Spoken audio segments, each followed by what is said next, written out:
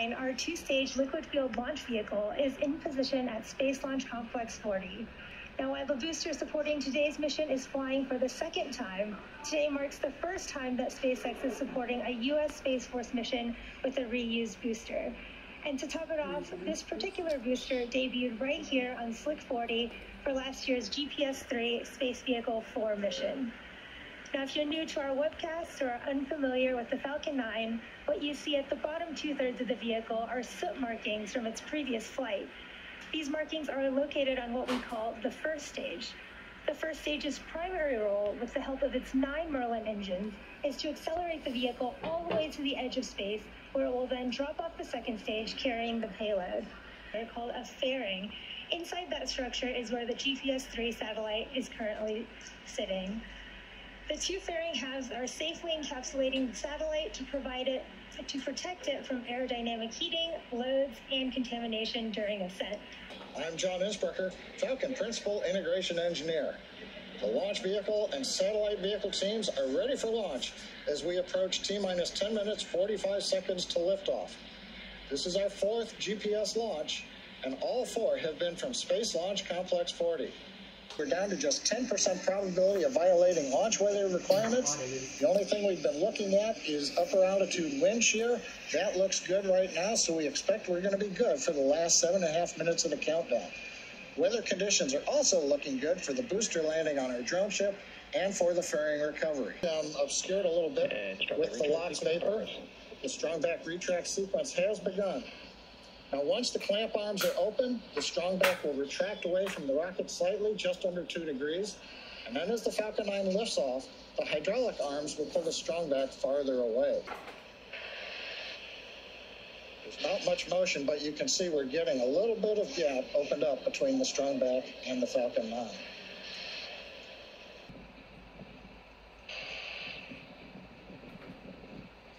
We're closing out liquid oxygen loading on the first stage.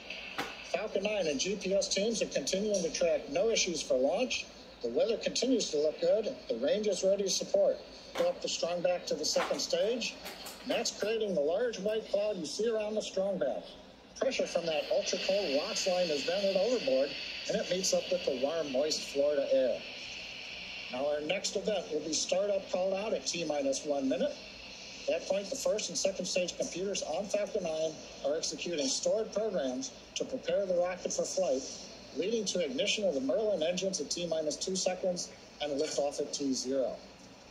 9, 8, 7, 6, 5, 4, 3, 2, 1, 0.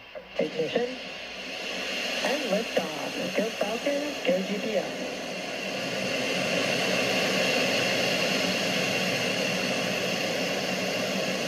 Vehicle is pitching downrange. Stage 1 chamber pressures are nominal.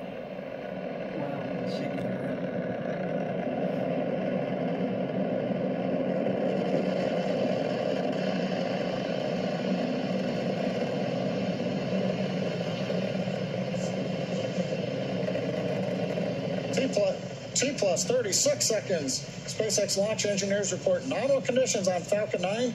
We begin the trip to space carrying the GPS-3 satellite. Merlin engines about to throttle down. We're in the throttle bucket. Telemetry. Decreasing acceleration of preparation for maximum dynamic pressure. Great views looking aft towards Cape Canaveral. Vehicle is supersonic. We're throttled back up to full power. We're out of the throttle bucket, and we're supersonic.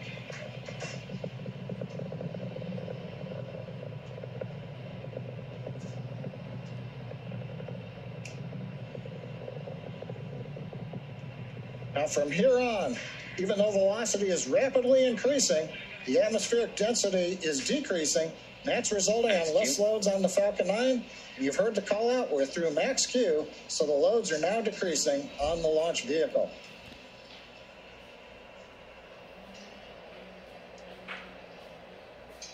MVAC engine chill has started. That call out says the bleed valve on second stage engine is open, and that's beginning a final chill of the MVAC engine prior to second stage ignition. All's looking good with the stage 1 trajectory. And we've got 3 events coming up in quick succession. We're going to have main engine cutoff, MECO as we call it. The first and second stages will then separate. And then we will have ignition of the second stage engine to propel Falcon 9 into the first parking orbit.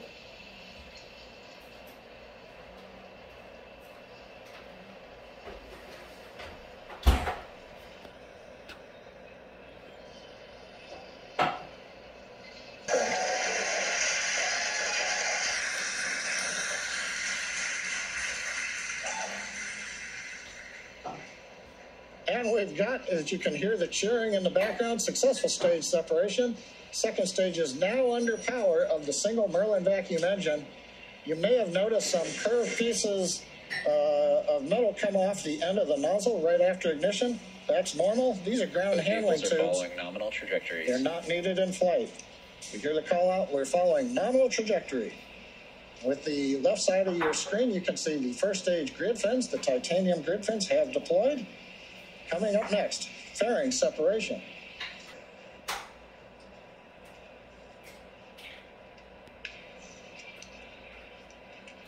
Fairing separation confirmed. A nice view from the second stage camera showing successful fairing deploy as Falcon 9 is passing through 110 kilometers altitude. Now we will be attempting to retrieve these new fairing halves with the help of our contracted recovery vessel, HOS Briarwood.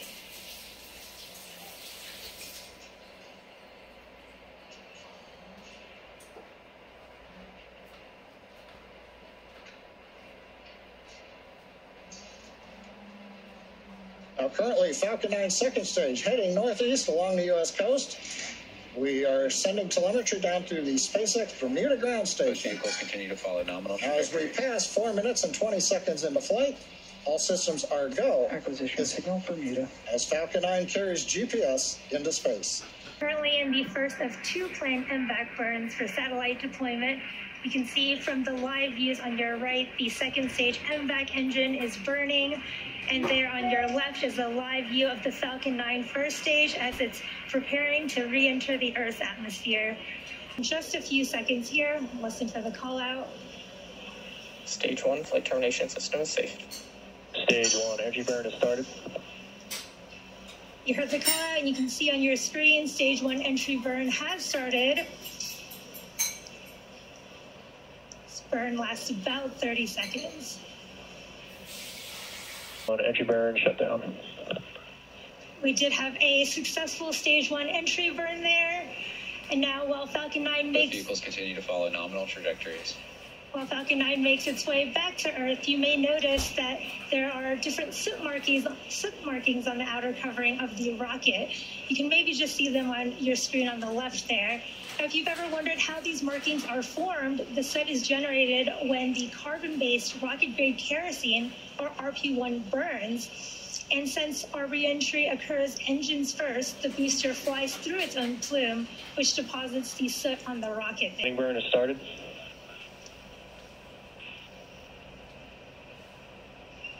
You can see that stage 1 entry burn, Seco 1. landing burn,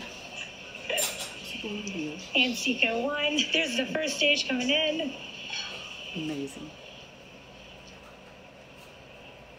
Landing legs are deployed. Nominal parking orbit.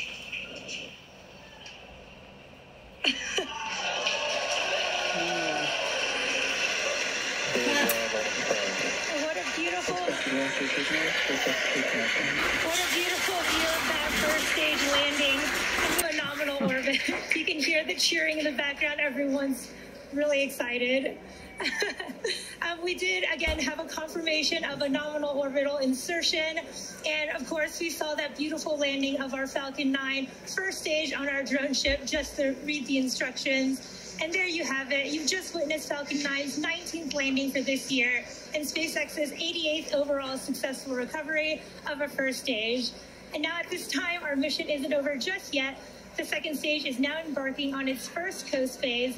Coasting in this orbit will last about 53 minutes, and then we'll relight that MVAC engine for a second time shortly after at T+1 hour and 2 minutes.